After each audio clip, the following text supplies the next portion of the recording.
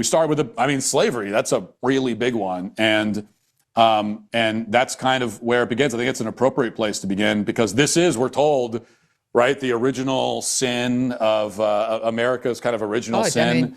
Nicole Hannah-Jones would tell us this is the whole reason America was formed. Right, exactly. And if you go, it touches everything. You look at to your point, you look at the ICE agitators in the street.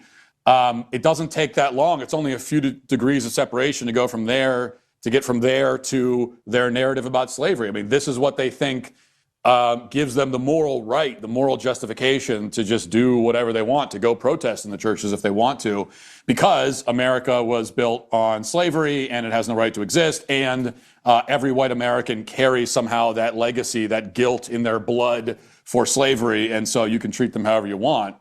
And then when you look into it, you realize that, well, that's totally absurd, starting with the fact that, and this is how we begin the series, or we begin this episode, is, let's look at this on a global scale. Before we get to the really particular subject of slavery in America, what about the global, what did slavery look like on a global scale? And it turns out that, of course, slavery was a global institution across the entire world for many thousands of years. It's actually kind of fascinating that even these civilizations that never came in contact with each other and disagreed about most things, came to the very different conclusions about most things, still came to the same conclusion, basically, that it's okay to own people. And that's whether you're in Asia or Europe, or you go to the New World, you go to the Americas.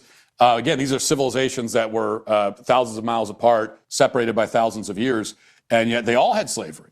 This is a, so if the guilt of slavery could be passed down in the blood to modern people, then we all carry it, without exception. It was everywhere, and the slave trade that resulted in some number of slaves coming to the United States of America funneled slaves all over the Americas in a way that the detractors of the United States seem to conveniently forget. Here's another clip from episode 1. It's SOP 51. Historians and political pundits spend a lot of time talking about the transatlantic slave trade, the 350-year period in which an estimated 12.5 million slaves were brought to the Americas. But what we don't learn in school is where those slaves actually went. Just under half of them, an estimated 5.4 million, went only to Brazil, and many more went to the Caribbean. 1.2 million went to Jamaica, Brazil. More than 900,000 to St. Dominique, and 889,000 to Cuba. The grand total of slaves brought to the future United States was about half the number brought only to Cuba, 472,372, or 3% of the total. The ones who came to the 13 colonies were the lucky ones. In the context of global slavery, getting put on a ship to New Orleans was really a best-case scenario. That's incredible. And it dovetails perfectly with a point you guys make in the series, which is as follows. I'm quoting here. In the 1860 census, at the very height of slavery, there were 393,975 slave owners in the U.S. out of a total population of over 31 million. That translates to about 1.2% of the population. The vast majority of American whites never owned any slaves, which is not at all the narrative we are fed in 3rd and 4th grade and every grade thereafter, all the way to our 50s. Yeah, and not only did, of course, the vast majority of Americans never owned slaves, but also America only had slavery as an institution for 90 years of its existence as a country. For 90 years of the existence of the United States of America, about 90 years, slavery existed. And you look at other countries across the world that had slavery as a legal institution for thousands of years. Slavery was a legal institution in some places in Africa until the mid-20th century. I think it was finally abolished in 1980 in the last African country.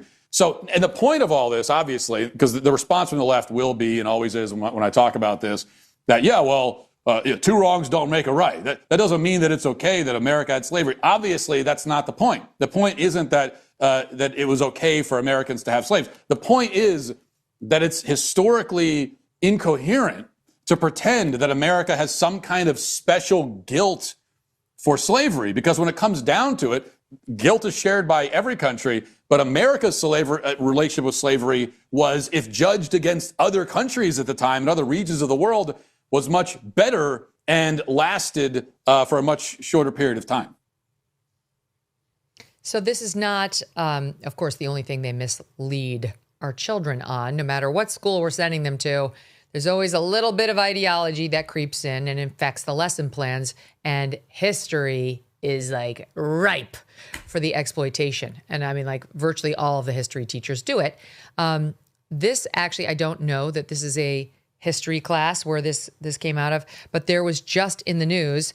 Hold on a second. Where was it? My team. Oh, it's Iowa. It's in Iowa, of all places, where there was an audio tape that broke, Matt, from a kid. A kid, obviously, who's probably not supposed to have his or her phone in the classroom, sneaked it out and sneaked it on to record this ideological teacher in Iowa, on the subject of Renee Good, this ICE agitator who wound up on the wrong side of an agent's gun after she tried to run him over. Here it is, SOP 47.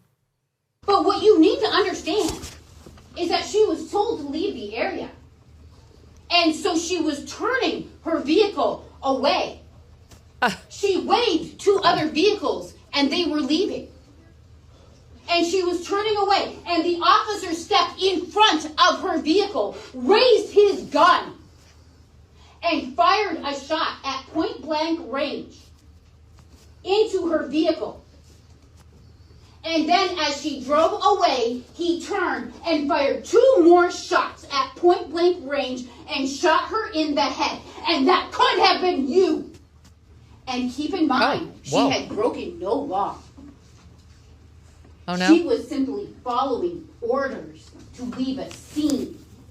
Anybody here, the Manson Police Department can shoot you. Are you okay with that?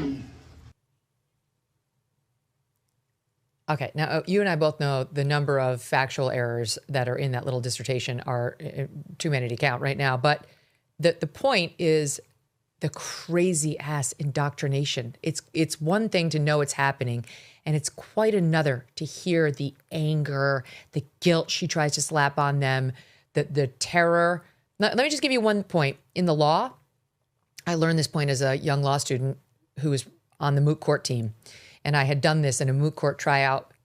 And I learned first day of law school as I tried out for moot court, you are not allowed to make the jury fear for its safety in your closing argument as a prosecutor. You can't say this guy's a rapist or a murderer, and if you don't find him guilty, he's going to come out and rape or murder you or someone you love. That's not okay, because you really do need to be fair to the defendant and need to make sure the jury is in a fair position to make a good decision.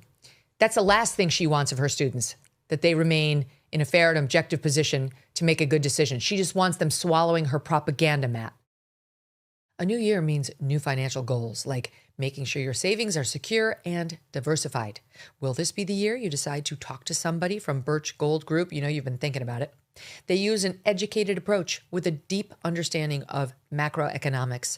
There are forces pushing the dollar lower right now and gold higher, which is why they believe every American should own physical gold. So until January 30th, if you are a first-time gold buyer, Birch Gold is offering a rebate of up to $10,000 on qualifying purchases. To claim eligibility and start the process, just text MK to the number 989898. Birch Gold can help you roll an existing IRA or 401k into an IRA in gold, and you are still eligible for a rebate of up to $10,000. Consider making right now your first time to buy gold and take advantage of a rebate of up to $10,000 when you buy by January 30th. Text MK to the number 989898 and claim your eligibility today. Again, text MK to 989898 now.